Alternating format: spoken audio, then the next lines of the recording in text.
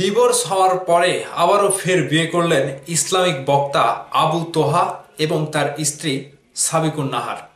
সেই তথ্যটা আবু তোহার স্ত্রী সাবিকুন নাহার নিজেই জানিয়েছে।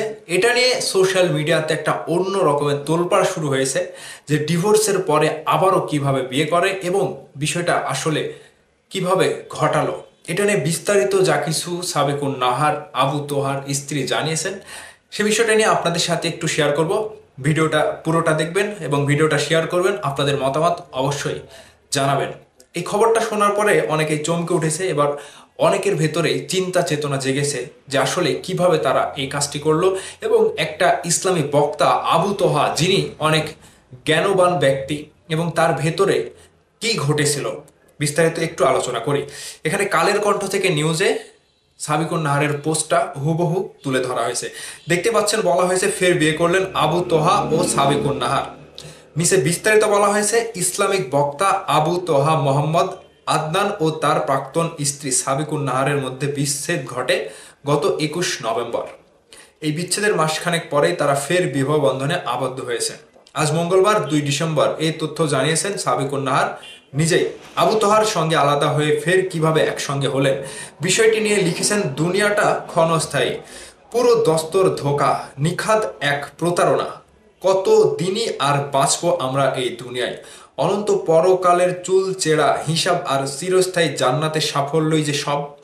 সেই সাফল্যের ভিখারি হয়েই আজ কথাগুলো লিখছি। কে কি ভাববে, কে কি বলবে, বাচ্চারা বাবা মাকে খোঁজে। এমনটা জানিয়ে সাবিকুন নাহার লিখেন, কি হবে আর কি না হবে এসবের বিন্দুমাত্র পরোয়া নেই। প্রতিনিয়ত আয়শা তার বাবাকে খোঁজে। বাবা যাব, বাবা গাড়ি, বাবা কই, শব্দগুলোর ওজন ওঠানোর কোনো পরিমাপক মহাবিশ্বে নেই। উসমান ও মাকে পাচ্ছে না। উসমানের সামনে অন্যরা তাদের মায়ের নিকট আম্মু বলে ছুটে যাচ্ছে। অন্যদিকে নির্লিপ্ত চাহনিতে উসমানের প্রশ্ন তার আম্মুর কাছে কখন নিয়ে যাবে। বিচ্ছেদ ও পূর্বের ঘটনা প্রসঙ্গে সাবিকুন নাহার বলেন, যা ঘটে গেছে তার অনিবার্য পরিণতি যে এটাই তা হয়তো আমরা জানতাম না, তবে জানা আর প্রতিনিয়ত উপলব্ধি করা যে কখনোই এক নয়। ইলমুল ইয়াক্কিন আর হাক্কুল ইয়াক্কিনে আছে আকাশ সম ফারাক। জানা বিষয়টি উপলব্ধি করেছি আমরা। বেশাক আমাদের ভুল ছিল, কিছু ভুল বুঝেছি, বোঝানো হয়েছে। উসমানের বাবার প্রতি প্রগাঢ় মহব্বত থেকে অস্থির হয়েছে। কিছু রাগ, জেদ ও সীমা লঙ্ঘন হয়ে গেছে। সাথে মানুষ ও জিন শয়তান বিচ্ছেদের জাদু কি না ছিল। সাবিকুন নাহার বলেন, হয়তো এভাবে আমাদের ভাগ্য লেখা হয়েছিল। তাকদিরের কাছে তো অনেক বড়রাও অসহায় ছিলেন। যেমন গ্রহণের সময় নিরুপায় থাকে চাঁদের আলো, তাই বলে কি চাঁদ কশৃঙ্কালেও কলঙ্কিত? সে যে আজন্ম আমার চাঁদই ছিল। দুরাচার শয়তান সঠিক সময়ে উপযুক্ত সিদ্ধান্ত নিতে প্রতিবন্ধকতা সৃষ্টি করেছে বারবার। শুভ্র স্বচ্ছ সুন্দরে চিন্তায় ইবলিশকে তাই ঠাঁই দিইনি আর। ফা লিল্লাহিল হামদ। অতঃপর আলহামদুলিল্লাহি রাব্বিল আলামিন, আলহামদুলিল্লাহি রাব্বিল আলামিন, আলহামদুলিল্লাহি রাব্বিল আলামিন। উসমান ও আয়েশা তাদের বাবা মাকে ফিরে পেয়েছে। আল্লাহুম্মা লাকাল হামদ।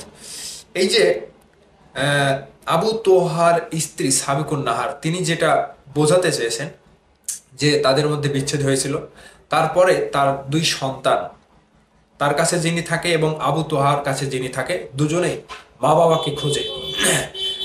কখনো কোনো সন্তানের মুখে মা বাবাকে খোঁজার ডাক কিংবা এই যে প্রতি গাঢ় যে একটা শব্দ, এই শব্দটা মাপার কোনো মাপকাঠি মহাবিশ্বে নাই। কখনো মা বাবার যে একটা শূন্যতা সন্তান অনুভব করে, তখন তারা আর সেই শূন্যতা কোনো কিছু দিয়ে পূর্ণ করতে পারে না। ঠিক তাদের ভেতরে এই বিষয়টা কাজ করেছে যে অনেকই তো হয়েছে, অনেক ভুল হয়েছে, অনেক কিছু হয়েছে, আমাদেরকে আলাদা করার জন্য অনেক শয়তানিও করেছে, অনেক ভুল বুঝিয়েছে। ঠিক সেই জায়গা থেকে সন্তানের মুখের দিকে তাকিয়ে তারা আবারও বিবাহ বন্ধনে আবদ্ধ হয়েছেন।